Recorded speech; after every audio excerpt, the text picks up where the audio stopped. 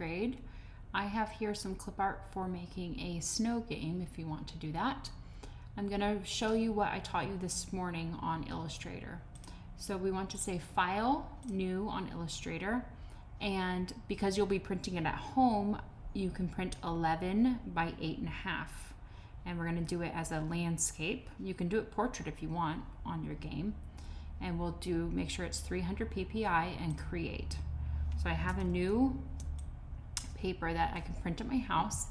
You're going to want to start with a background. So let's click the rectangle and drag over your whole page. There we have a rectangle. I can fill it with a color. And I'm going to want to click my gradient tool. G for gradient, or you can just go over to the gradient. And if I click in the middle, it will show my gradient. Now over here, I already have gradient opened up, but if you don't have gradient opened up, you can click Window, Gradient, and it will show your gradient. I'm going to click the third icon, which is the freeform gradient. And if I click on one of these circles that showed up, I can look at my gradient option here, and I will pick a color, and I want to pick snow colors. So I'm going to pick lighter blues. I'm going to click on this circle.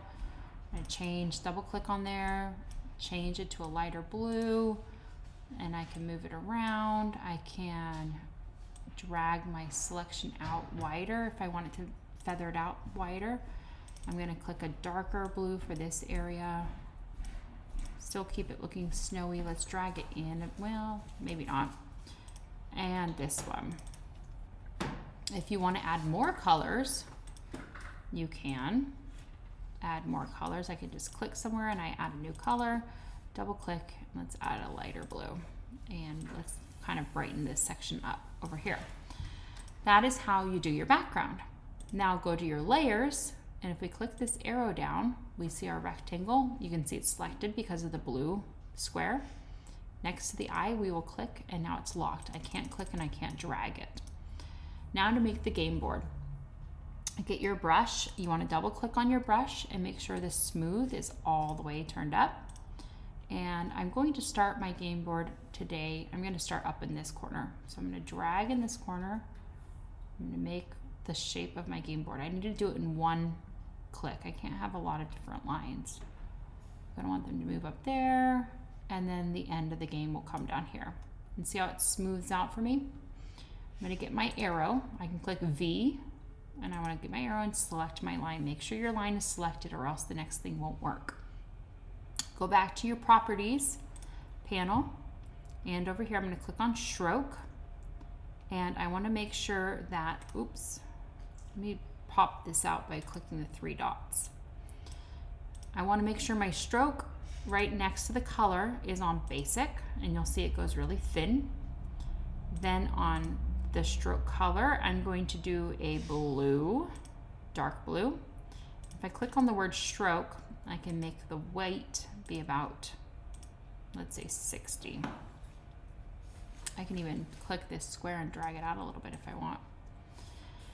So it's about 60.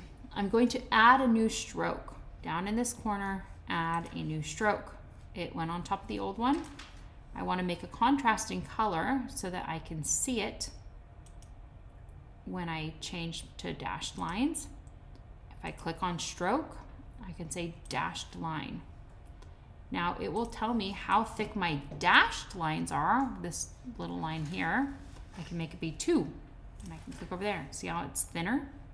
I can make it be 20 if I want it to be really thick. There we go. I'm going to stick with about 10. And then the gap is how much space between the dashed lines. I have a lot of space. I want to do less space. So I'm going to type in 60 points of space. So now you can see my spaces are thinner. And then I'm going to add one more stroke on top of that. It's matching the same color of this light blue. Click on the word and take off dashed line. Now I'm going to click and drag it below the first stroke. Now it's below, we don't see it, but now if I make it a little thicker, you can see it around the line. I'm going to make it 70 because I think that's too thick. There we have 70.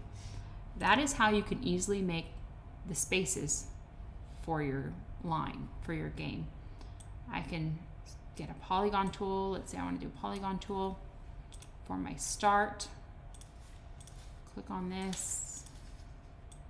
Okay, there we go. Let's change the stroke on that to be thin. 2 points, and I'm going to do the fill on this one to be orange just so you can see it. And I'm going to drag it in. It's going to be my first one. Rotate a little bit. It's going to be my first space. I'm going to get the text tool, type in start, whoops, and change this type style to something fun. Let's see here. Doesn't look like I have a fun font here. I will just do a basic font then. Start in all caps. I'm going to make it be about a size 48. Drag it down here. And I can also change the appearance color to a blue. And make sure it's readable. And I have the word start. You can get text and you can fill in any of these squares that you want. And then remember, you can go over, get your arrow, grab a clip art, Command C. If you're not on a Mac, you can do Control C, Command V, or Control V. And if I hold down Shift and I drag in the corner and I hold down Shift, he'll stay in the right proportions. If I don't hold down Shift, he'll go wonky, and we don't want that. So hold down Shift, keep him in the right proportions, and maybe he's starting my game here. I'm going to go back to the snow clip art. I want to, maybe I have a straight part. I'm going to Command C, Command V, and I'm going to try to make that going off the edge, going around this curve. So I'm going to go with that, get my little curvature tool, and let's see if I can curve this up to make it kind of, oh, that might take a little bit of work. I wonder if I could do the whole thing. Oh well. Maybe I will, instead, I'll just drag it up higher, and I'm going to go to the layers, and I'm going to click on this layer, and I'm going to drag it below my path.